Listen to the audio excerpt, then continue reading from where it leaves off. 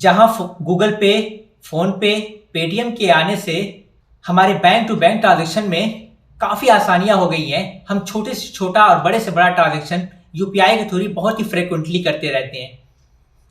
लेकिन हम अक्सर भूल जाते हैं कि हमारी थोड़ी सी लापरवाही हमें इनकम टैक्स की नोटिस के गिरफ्त में ला सकती है।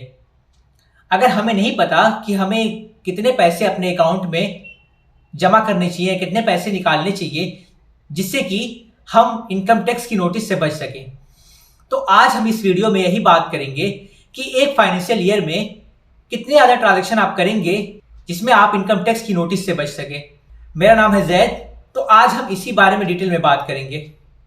सबसे पहली चीज़ मैं आपको बता दूं कि आपको एक बात ध्यान रखना है कि आपके पास जितने भी अकाउंट हो, शायद बहुत सारे लोग होते हैं जो मल्टीपल अकाउंट रखते हैं, लेकिन एक बात आपने नोटिस किया होगा कि आपके सारे के सारे अकाउंट जो होते हैं वो आपके पैन कार्ड से लिंक होते हैं। तो आप जितनी भी ट्रांजैक्शन करते हैं वो सारी की सारी ट्रांजैक्शंस आपके पैन कार्ड पे मैप होती है। ट्रांजैक्शन को आपके बैंक के थ्रू नहीं, आपके पैन कार्ड के थ्रू ट्रैक किया जाता है। तो आपके हर ट्रांजैक्शन का जो रिकॉर्ड होता है वो आईटी डिपार्टमेंट के पास पड़ा होता है। एक पैन कार्ड पे आप एक साल में कितने पैसे डिपॉजिट कर सकते हैं, जिसपे आप इनकम टैक्स की नोटिस के गिरफ्त में ना आए। उससे पहले मैं आपको ये बताना चाहूंगा कि इसका रूल क्या है। अगर आप इनकम टैक्स की वेबसाइट पे जाएंगे, वहां पे ट्यूटोरियल में जाके एक डॉक्यूमेंट है, understand the statement of the financial transactions नाम से एक डॉक्यूमेंट, वहां पे देखेंगे तो वहां पे क्लियरली मेंशन है कि आप एक फाइनेंशियल ईयर में आप अगर 10 लाख से ज्यादा का ट्रांजैक्शन अपने अकाउंट में करते हैं, ट्रांजैक्शन नहीं डिपॉजिट की बात करते हैं, खासतौर से देखिए जो इनकम टैक्स होता है वो आपकी इनकम को मॉनिटर करता है। तो आप कितने पैसे डिपॉजिट करते हैं, खासतौर से इनकम टैक्स का जो मॉनिटरिंग होती है वो आपके डिपॉजिट पे होती है, आपकी इनकम पे होती है कि आपकी इनकम कहाँ से आए। आपको इनकम जस्टिफाई करना पड़ेगा। आप जब विड्रॉल करते हैं तो वो विड्रॉल जो होती है वो एक्सपेंसेस में आते हैं, वो आपकी इनकम कैटेगरी में नहीं आएगा।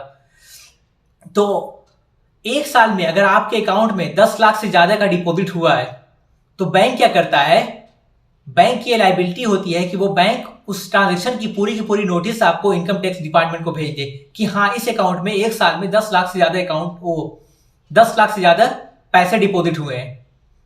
अब उसके बाद इनकम टैक्स क्या कर सकती है कि 10 लाख से ज्यादा के ट्रांजैक्शन पे इनकम टैक्स आपको नोटिस भेज सकती है कि आप इसको जस्टिफाई करें कि आपके पैसे कहां से आए।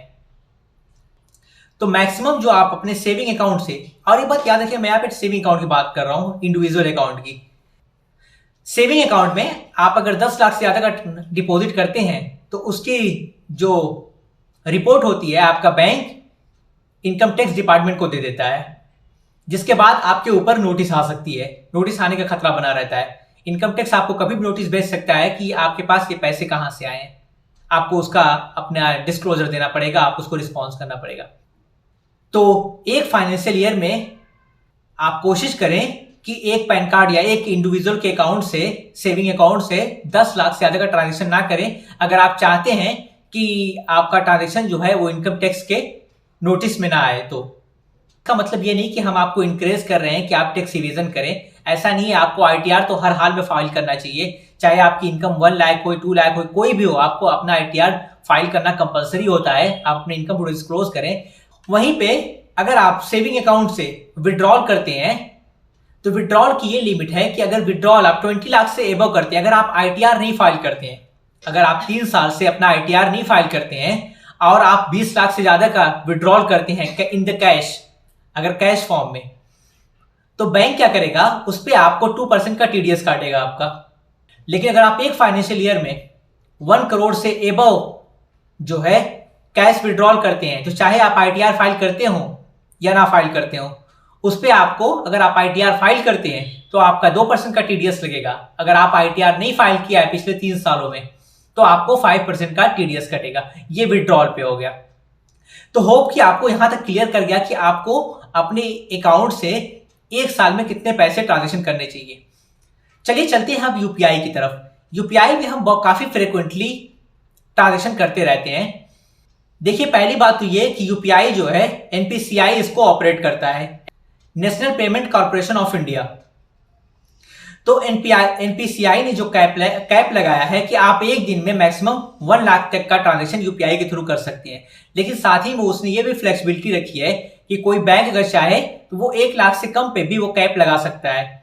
तो बहुत सारे बैंक जो होते हैं वो आपको एक कैप देते हैं कि आप 50,000 या 15,000 या 5,000 कुछ भी करके लगाए रहते हैं। बहुत सारे बैंक्स होते हैं जो आपका कैप लगाए रहते हैं कि आप एक दिन में इतना ट्रांजेक्शन कर सकते हैं, लेकिन जो ओवरऑल ट्रांजेक्शन है वो यूपीआई एनपीसीआई का वो 1 लाख है पर डे। चलिए हम इसको इनकम टैक्स प्रोस्पेक्टिव से देखते हैं। तो अगर एक साल में आप अपने सेविंग अकाउंट में, मेरी बात को नोट कीजिएगा, सेविंग अकाउंट में अगर 5 लाख से ज्यादा का डिपॉजिट करते हैं यूपीआई के थ्रू, तो इनकम टैक्स आपको नोटिस भेज सकता है। वहीं पे अगर आपका कारपोरेट अकाउंट है या करंट अकाउंट है तो उसमें जो लिमिट होती है वो 20 लाख की होती है, जो कि जीएसटी की लिमिट है। तो अगर 20 लाख से एबव का आपका वो ट्रांजेक्शन हो रहा है, डिपॉजिट हो रही है, तो आपको इनकम टैक्स की तरफ से नोटिस आ सकती है या जीएसटी की तरफ से नोटिस आ सकती है। तो ये कुछ पॉइंट्स हुए जो आपको जानना बहुत जरूरी है कि सेविंग अकाउंट में आप एक फाइनेंशियल ईयर में मैक्सिमम जो है 10 लाख तक का ट्रांजेक्शन कर सकते हैं। उसके एबव का ट्रांजेक्शन अगर आप करते हैं तो आपका जो बैंक है वो आपके सारे ट्रांजेक्शन की डिटेल इनकम टैक्स डिपार्टमेंट को दे सकता है। उसके बाद आपको इनकम टैक्स की नोटिस आ सकती है। यूपीआई में ये लिमिट अगर 5 लाख से एबव का आप डिपॉजिट लेते हैं तो आपको सेविंग अकाउंट पे इनकम टैक्स की नोटिस आ सकती है, और कारपोरेट अकाउंट में ये लिमिट आपकी 20 लाख तक का हो सकती है। देखिए एक बात और नोटिस कीजिएगा, अगर आप आईटीआर नहीं फाइल करते हैं तो इनकम टैक्स आपको कभी भी नोटिस भेज सकता है, लेकिन जो ये थ्रेश होल्ड है, क्योंकि जो इनकम स्लैब होता है 5 लाख तक का जो आपका इनकम होती है वो अनटैक्सेबल इनकम होती है, इसलिए वो इनकम टैक्स बोदर नहीं करता कि अगर आपकी इनकम ट्रांजेक्शन जो है 5 लाख के अंडर में आता है, आप अभी इनकम टैक्स के एलिजिबल नहीं है, तो शायद इनकम टैक्स नोटिस ना भेजे। लेकिन हाँ, इनकम टैक्स तब भी नोटिस भेज सकता है अगर आप आईटीआर नहीं फाइल करते हैं। तो आईटीआर तो फाइल करना आपको कंपलसरी है, वो इनकम टैक्स आपको लगे ना लगे वो अलग चीज है, लेकिन आपको अपनी इनकम को डिस्क्लोज करना वो तो जरूरी होता है। और ऐसे जो थ्रेश होल्ड है कारपोरेट के लिए जीएसटी का 20 लाख का कि अगर आप एक साल में 20 लाख से एबव का ट्रांजेक्शन करते हैं, 20 लाख से कम का ट्रांजेक्शन है तो आपको एग्जम्प्ट है जीएसटी फाइलिंग करने के लिए, लेकिन अगर उससे ज्यादा का होता है तो आपको जीएसटी फाइलिंग करना कंपलसरी है। वैसे सेम वही चीज अप्लाई करता है आपके ट्रांजेक्शन पे। तो अगर आपका 20 लाख से ज्यादा ट्रांजेक्शन होता है तो जीएसटी डिपार्टमेंट आपसे पूछ सकता है कि आप अपनी इनकम को डिस्क्लोज करें कि ये ट्रांजेक्शन कैसे हुआ है। जब आपके पास जीएसटी नहीं है तो जीएसटी के लिए वो आपको नोटिस भेज सकते हैं। तो होप को आपको ये बातें समझ में आ गई हैं कि आपको अपने बैंक में कितने पैसे एक साल में ट्रांजेक्शन की होती है, जिसके बाद आईटीआई आपको नोटिस भेज सकता है। अगर आपको कहीं भी डाउट है तो प्लीज हमें कमेंट करके जरूर बताएं।